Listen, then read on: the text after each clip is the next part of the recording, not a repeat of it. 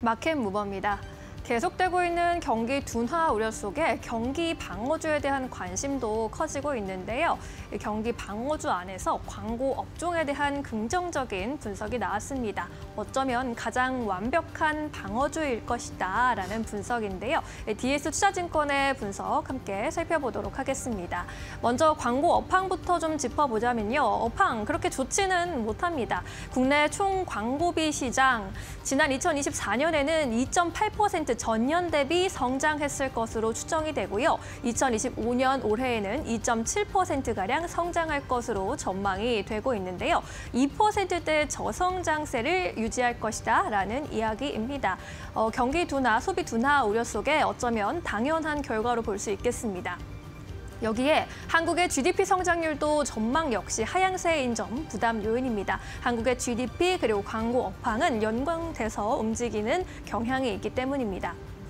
매체별로 봤을 때는 온라인 광고 시장의 성장이 전체 성장을 견인할 것으로 보입니다. 온라인 광고 비중 지난 2021년에 52%에서 2025년에는 61%대로 확대가 되고 있는 모습이고요. 온라인 광고 성장률 연평균으로도 올해 기준 5.1%대 플러스권 상승세 나타낼 것으로 보입니다. 반면에 방송 광고 같은 경우에는 하락세 여전히 유지하고 있는 모습입니다.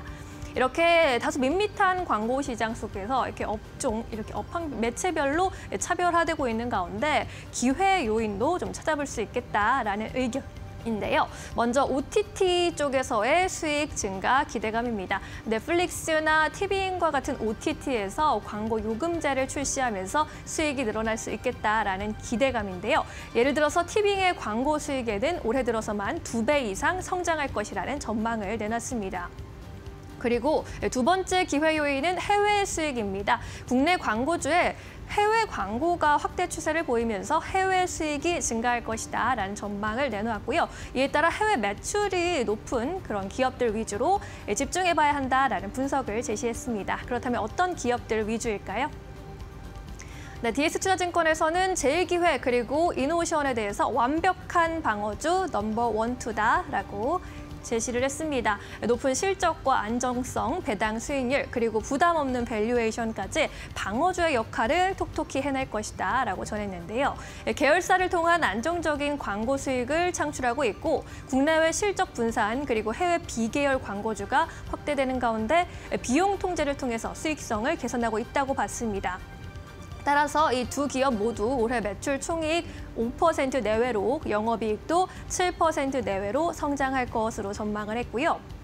목표 주가로는 제일기획에 대해서 25,000원, 이노션 26,000원을 제시했습니다. 각각 배당 수익률 7.5%, 6.6%대로 배당 주유수의 매력도 보고 있고요. 해외 매출도 모두 높은 가운데 PER 따져봤을 때 제일기획이 9배, 이노션이 8배 수준으로 코스피 평균인 10배 대비해서도 매력적인 수준이다라는 평가를 함께 제시하고 있습니다. 피어 밸류에이션과의 비교에서도 나쁘지 않은 수준이다라는 의견입니다. 어쩌면 가장 완벽한 방어주가 될 수 있는 광고주 안에서 주목해볼 만한 기업들 정리해드렸습니다. 마켓무버 전해드렸습니다. 네, 이어서 오늘 시장에서 핫한 이슈와 종목 함께 이야기 나눠보도록 하겠습니다. 오늘도 지시인포의 박근호 이사 모시고 이야기 나눠보도록 하겠습니다. 안녕하십니까? 안녕하십니까? 네, 이사님 오늘 또 시장 이야기 해보도록 하겠습니다. 오늘 시장 약간의 조정인데 오늘은 어떤 이야기를 해보면 좋을까요? 지금 바로 주제 공개해보도록 하겠습니다. 네, 오늘의 주제는요. 미용 의료기기입니다. 사실 어제부터 좀 시그널은 있었어요. 어제 클래시스가 장중에는 두 자릿수 이상의 급등세 갔다가 물론 뭐 상승폭을 반납하면서 거래 마감하긴 했습니다만은 시세는 여전히 살아있고 투자 심리는 살아있다라는 것을 알 수 있었고 오늘 후발주자들이 좀 움직이기 시작을 합니다. 물론 모멘텀도 있고요.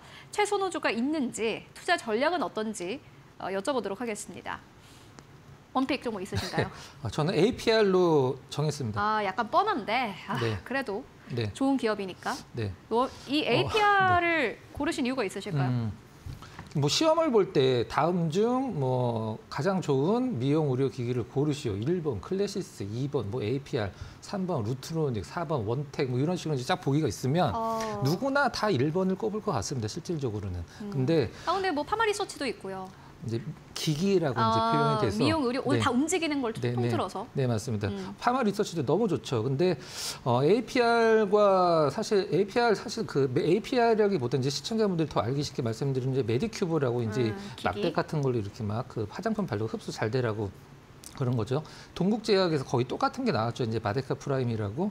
근데 단순히 그냥 좀 약간 어떤 클래시스와 APR을 이제 회사의 가치는 사실 뭐 매출과 영업이익 제목 아니겠어요. 근데 영업이익은 거의 비슷합니다. 사실 APR이 몇 년 동안에 진짜 엄청난 성장을 보여주고 있는데 영업이익은 비슷한데 매출은 APR이 몇 배가 더 많죠. 근데 시장에서 클래시스가 왜 APR 대비해서 2배나 더 높게 거래가 되고 시가총액을 굉장히 후하게 주느냐. 제가 봤을 때 이건 것 같아요. 일단 APR에서 만드는 제품 자체가 시장 진입 장벽이 그렇게 높지는 않을 것 같습니다. 일단 카피 제품들도 많이 나오고 굉장히 많이 우후죽순으로 비슷한 종목이 많이 나오고 회사가 생긴 지 얼마 안 됐기 때문에 어떤 위기가 왔을 때 그 위기 대응 능력이 APR이 이제 어떻게 뭐 헤쳐나가는지를 아직 검증이 안 됐기 때문에 시장에서는 이제 당연히 클래시스가 지금 대장으로 삼고 있고 APR은 더 좋은 재물을 갖고 있음에도 불구하고 좀 약간 반가 정도밖에 안 되는 상황인데 일단 뭐 가격적으로 봤을 때 어제 이제 약간 이게 해프닝, 클래시스 같은 경우는 해프닝으로 끝날지 물론 이런 것들이 나왔을 때 네 맞아요. 저 회사 인수하려고 지금 준비 중입니다라고 삼성이 인수한다고 했잖아요. 얘기는 안 하죠. 사실 네. 실질적으로 그죠. 삼성에서 뭐 공식적으로 아니다라고 뭐 얘기가 좀 나오긴 했습니다만은 인수를 하는 것도 사실 좀 약간 시장에서 이해를 못하는 분위기죠. 그죠. 굳이 왜 클래시스를 인수를 하려고 하는지.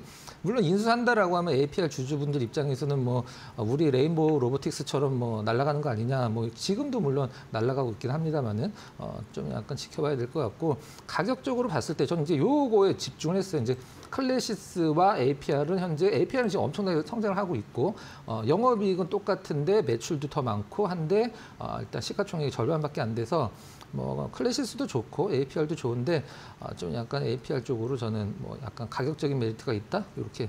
지금도 매수 레인지라고 보시나요? 일단 오늘 오르는 거 이제 11% 정도 오르는 거에 가격 부담을 느낀다라고 하면은 어차피 방향은 일단 위쪽으로 잡은 것 같아요. 근데 그동안 이제 없던 게 생기는 건 가장 좋은 거죠. 없던 게 무엇이냐면 APR 같은 경우는 그동안 이제 미국, 일본 쪽 위주로 지금 내수보다 수출이 어차피 더 많은 기업이기 때문에 미국, 일본 쪽에 치중을 했는데 오늘 이제 이 11% 오른 이유가 유럽 쪽으로 이제 진출을 하고 실질적으로 오더도 많이 받았다. 화장품 쪽으로 오더가 굉장히 많이 들어왔다라고 해요. 근데 이런 미용기기들을 팔 때 뭐 동국제약이나 뭐 이것도 마찬가지긴 합니다만 똑같은 제품인데 미용기기 이제 이런 디바이스 팔 때 화장품을 껴서 팔면은 세트로 더 싸게 팔거든요. 그래서 디바이스가 팔리는 것만큼 화장품도 많이 팔리는 건데 일단 뭐 APR에 지금 과거에 보여줬던 성장을 올해 또 보여준다라고 하면 그건 진짜 놀라울 정도로 성장을 하는 건데 좀 뭐 지켜보면 될 것 같고 가격적으로도 오늘 살짝 좀 많이 뜨긴 했습니다만은 뭐 나쁘지 않다 이렇게 평가하도록 하겠습니다. 근데 지금 이제 이사님께서 얘기하시는 게 네. 매출이 늘어나서 디바이스가 잘 팔려서 네. 이게 이제 실적이 좋아질 거다 이렇게 말씀하셨잖아요. 지금 한 반반 정도 되더라고요. 화장품이랑 음. 매출 구성. 네. 근데 이제 요거에 대해서 특히 기대하시는 부분이 있을 것 같아요. 뭐 예를 들어서 APR 같은 경우에는 미국 안에서는 아마존을 통해서 매출 네, 50% 네, 정도 맞습니다. 이제 네. 발생을 하고 그런 것들 좀 그냥 단순히 늘어날 것이다라고 보는 것도 좋지만 뭔가 포인트가 있을 것 같은데. 네. 저는 APR을 볼 때 너무 좋으니까 시장에서 좋은 거에 좀 약간 가려져 있는 걸 한번 좀 봐야 좋아요. 된다고 네. 생각하는데 그게 아까 잠깐 말씀드렸는데 APR의 어떤 회사분들이 들으면 무슨 소리야라고 하실 수도 있긴 합니다만 제가 봤을 때는 진입 장벽이 그렇게 높은 디바이스는 아닌 것 같아요. 그래서 그 부분들만 APR이 이제 계속적으로 신제품으로 업데이트해 가서 그동안에 보여줬던 어떤 히스토리를 올해까지 연결시킨다라고 하면 굉장히 좋을 것 같고요. 물론 뭐 지금 뭐 원텍이나 레이저업텍 같은 경우도 계속 뉴스의 플로우가 업데이트되면서 뭐 제2의 클래시스가 된다 이런 얘기가 나오고 있긴 합니다만은 미용 기기 살려면 뭐 많이 오른 것 대비해서 적게 오른 걸 가격적인 메리트로 사는 것보다는 클래시스로 가는 게 낫고 그 다음에 좀 약간 뭐 APR은 약간 B2C 성격의 기업이죠. 그래서 디바이스 자체가 이제 개인들과의 거래니까. 그래서 뭐 다른 쪽으로 좀 약간 그동안에 좀 약간 시장에서 좀 소외시됐던 부분들 내가 좀 살펴보겠다. 그런 APR 이렇게 말씀드리도록 하겠습니다. 알겠습니다. APR. 미용 의료기기 매출이 늘어나고 있고 사는 사람들은 더 많아진다고 합니다. 특히나 APR이 만들고 있는 메디큐브라는 이 제품은요. 그 업계 안에서 인지도도 있고 브랜드 파워가 대단합니다. 그렇기 때문에 앞으로 주가도 탄력을 받을 것이다라는 기대감이 나오고 있는 듯한데 앞으로 주가를 함께 확인해 보시면 좋을 것 같습니다. APR이 이번 해에 1조 원의 매출을 일으키겠다라고 밝힌 바 있습니다. 정말 1조 원의 매출을 일으킬 수 있을지 확인해 보시고요.